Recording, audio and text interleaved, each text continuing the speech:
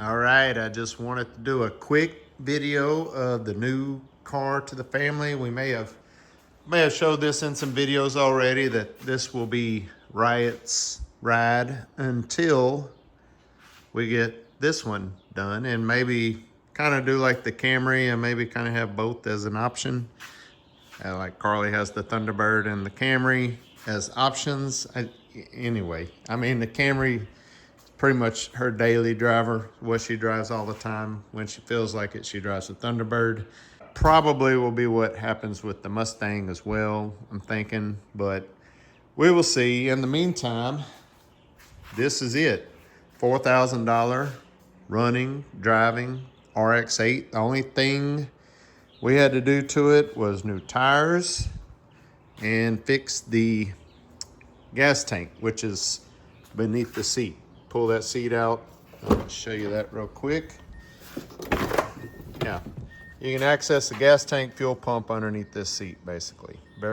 That's in there too, which I guess we'll take that out now to help with the gas smell. So when we got it, and we were aware of this, and we had to fix it before we brought it home, was there was a gas leak. My nephew owned this car. He never really got it running, and he had paid to get a new gas tank, which they put in, but they did not fix the actual problem, which is on top of it, there is a ring and an O-ring that captures the fuel pump in the tank. And again, you can access it all right there under the seat. Very easy fix. Wasn't necessarily cheap. I did replace the fuel pump. I didn't have to, but I figured while I'm there, I might as well. The fuel pump was the cheapest part of the three. The ring is a big plastic ring, and the O-ring were each like $80 a piece. And I think the fuel pump was like 60 or 70 bucks. So anyway, I'll post, I am going to start posting kind of what I spend on these cars, just so y'all have an idea. If y'all are looking to try to keep your kids in cars that run and drive, and you know, kind of want to know what things like this cost. RX-8, we know the issues. The rotary engine, they're probably about 80,000 miles the max you're gonna get. We were told that this engine had been rebuilt, and it runs really good. I have no reason to think that's not true. So hopefully we get 80,000 miles out of the car. Everything else runs great. When I brought it to the tire shop, I brought it there intentionally because they are good about trying to find things wrong with cars and wanting to fix them for you and give you a list of things to fix. I brought it there and they were like, man, this car is in great shape. Windshield wipers and the air filter, yes, I have changed them. So just to go through what we know we want to fix one day. We've got some dead paint on the roof, trunk, spoiler, right? So there is a little bit of rust under the spoiler right here. This is a 2007, if y'all were wondering. See more dead paint there. The car, when my nephew had it, it did catch on fire because of the fuel leak. So, yeah, he kind of stopped driving it after that, but you can see this rear valence, all this is messed up, and apparently you can't just buy the black plastic piece, you have to buy the whole bumper with that attached. I haven't verified that myself, but that's what he said. So we may have to buy a whole new back bumper to repair that, but that is something we do want to repair. The exhaust is in really good shape. I did, when we trailered it, took it off the trailer, part of the pipe, I think from the catalytic converter to the resonator had come loose, and the car was really loud. Thought I was about to have to spend a bunch of money on exhaust, but ended up just being a clamp came loose, redid that, no problem. And it sounds great now. Got a few little fender dings here. Again, if we paint it or when we go to paint it, we will fix all that. This side looks pretty good. Of course, the car's a little dirty. Yeah, gonna get these things. These were factory. I don't know what they were, but yeah, we'll take them off.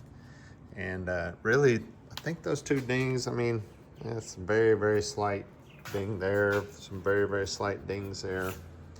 But for the most part, this car is in really good shape. I think we'll replace this, you know, freshen up the paint. Don't know what color yet. There's some dead paint on this fender also. Probably we'll go ahead and get some new headlights, kind of freshen up that, make that look nicer. My nephew had wrapped one mirror.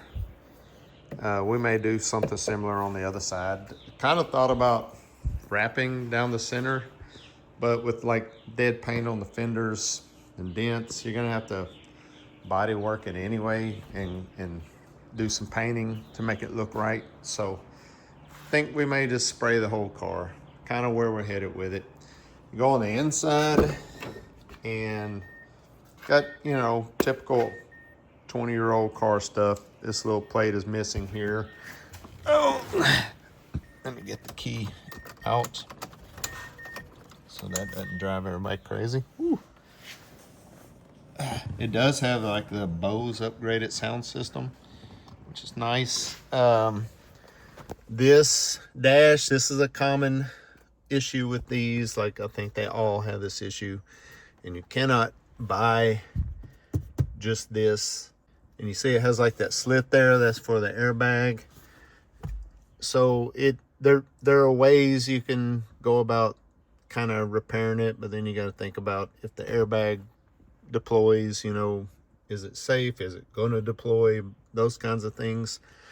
So looking into options there, but really that is the only thing that looks bad about this car. I mean, the seat's a little dirty, but there are no tears, no rips. It's all leather, or, you know, whatever it is. It kind of actually feels like leather.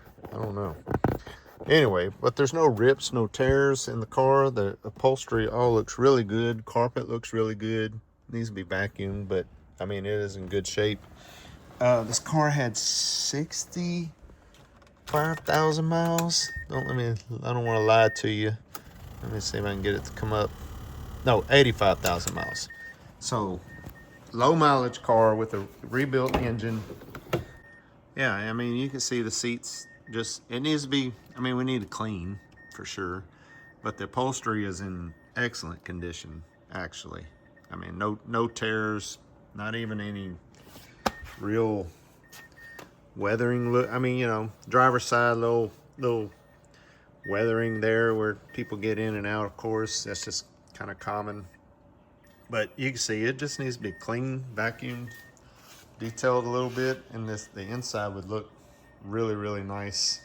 They're just kind of cool cars, like, you know, that's kind of like the Rotary shape, I guess, you know, the way they do them. But yeah, I just wanted to show y'all what we got. AC works, that's another thing, like it blows cold, so we don't gotta fix that.